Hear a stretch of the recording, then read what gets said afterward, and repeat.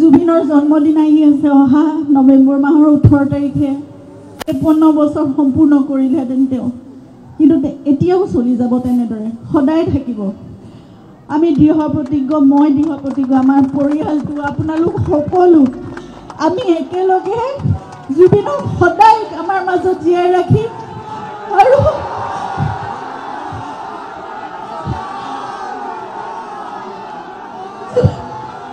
জুবিনে কৰিব বিচৰা সকলোবোৰ কাম আমি কৰি যাম। এজোপা এজোপা গছৰ মাজত জুবিনক জীয়াই ৰাখিম, প্ৰতিটো পাতত জীয়াই ৰাখিম। সেয়া ৩৬,০০০ গীতৰ মাজত জুবিন জীয়াই থাকিবলৈ, সকলোৰে কণ্ঠত জুবিন জীয়াই থাকিব।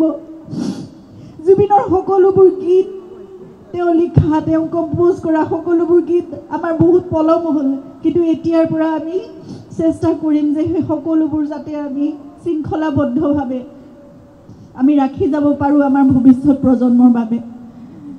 প্ৰতিটো পদক্ষেপত আপোনালোকে আমাক সহায় কৰিব লাগিব, আপোনালোকে নিজেও কৰিব লাগিব সেইখিনি।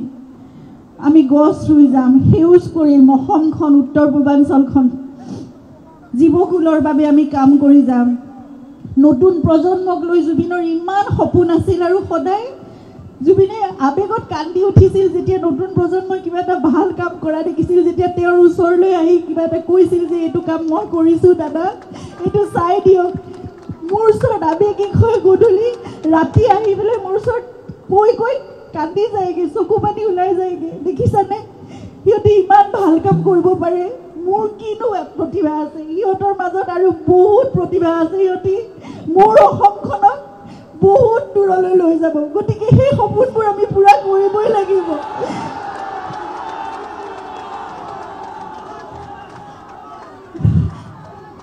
সকলোৰে আশীৰ্বাদ, সকলোৰে মৰম, সকলোৰে আৱেগ ইমান জড়িত হৈ আছে জুবিনৰ লগত, গতিকে নিশ্চয় আমি সেইখিনি কাম কৰিব পাৰিম।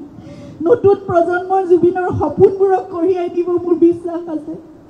মোক মাত্ৰ আপোনালোকৰ পৰিয়ালৰ এগৰাকী বুলি ভাবিব, আপোনালোকৰ জীয়ৰী, আপোনালোকৰ বোৱাৰী, আপোনালোকৰ ভগ্নী যি বুলি ভাবে, বন্ধু বান্ধৱী যি বুলি ভাবে, মোক মাত্ৰ আপোনালোকৰ পৰামৰ্শ লাগিব, উপদেশ লাগিব, আগবাঢ়ি যাবলৈ মোক সেইখিনি সহায় সহযোগিতা সদায় লাগিব। মোক আশীৰ্বাদ কৰিব, আমি একেলগে জুবিনৰ সকলো সপোন আমি আগবঢ়াই লৈ যাম।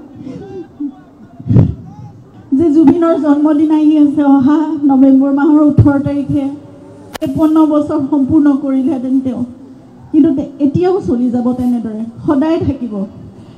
আমি দৃঢ় প্ৰতিজ্ঞ, মই দৃঢ় প্ৰতিজ্ঞ, আমাৰ পৰিয়ালটো, আপোনালোক সকলো আমি একেলগে জুবিনক সদায় আমাৰ মাজত জীয়াই ৰাখিম। আৰু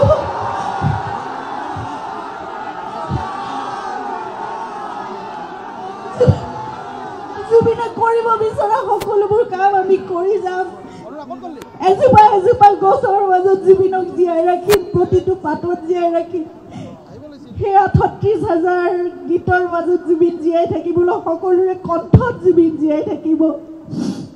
জুবিনৰ সকলোবোৰ গীত তেওঁ লিখা, তেওঁ কম্প'জ কৰা সকলোবোৰ গীত আমাৰ বহুত পলম হ'ল, কিন্তু এতিয়াৰ পৰা আমি চেষ্টা কৰিম যে সেই সকলোবোৰ যাতে আমি শৃংখলাবদ্ধভাৱে আমি ৰাখি যাব পাৰোঁ আমাৰ ভৱিষ্যত প্ৰজন্মৰ বাবে। প্ৰতিটো পদক্ষেপত আপোনালোকে আমাক সহায় কৰিব লাগিব, আপোনালোকে নিজেও কৰিব লাগিব সেইখিনি। আমি গছ ৰুই যাম, সেউজ কৰিম অসমখন, উত্তৰ পূৰ্বাঞ্চলখন, জীৱকুলৰ বাবে আমি কাম কৰি যাম। নতুন প্ৰজন্মক লৈ জুবিনৰ ইমান সপোন আছিল, আৰু সদায় জুবিনে আৱেগত কান্দি উঠিছিল যেতিয়া নতুন প্ৰজন্মই কিবা এটা ভাল কাম কৰা দেখিছিল, যেতিয়া তেওঁৰ ওচৰলৈ আহি কিবা এটা কৈছিল যে এইটো কাম মই কৰিছোঁ দাদা, এইটো চাই দিয়ক। মোৰ ওচৰত আৱেগিক হৈ গধূলি ৰাতি আহি পেলাই মোৰ ওচৰত কৈ কান্দি যায়গৈ, চকু পানী ওলাই যায়গৈ। দেখিছানে, সিহঁতে ইমান ভাল কাম কৰিব পাৰে, মোৰ কিনো প্ৰতিভা আছে, সিহঁতৰ মাজত আৰু বহুত প্ৰতিভা আছে, সিহঁতে মোৰ অসমখনক বহুত দূৰলৈ লৈ যাব। গতিকে সেই সপোনবোৰ আমি পূৰা কৰিবই লাগিব।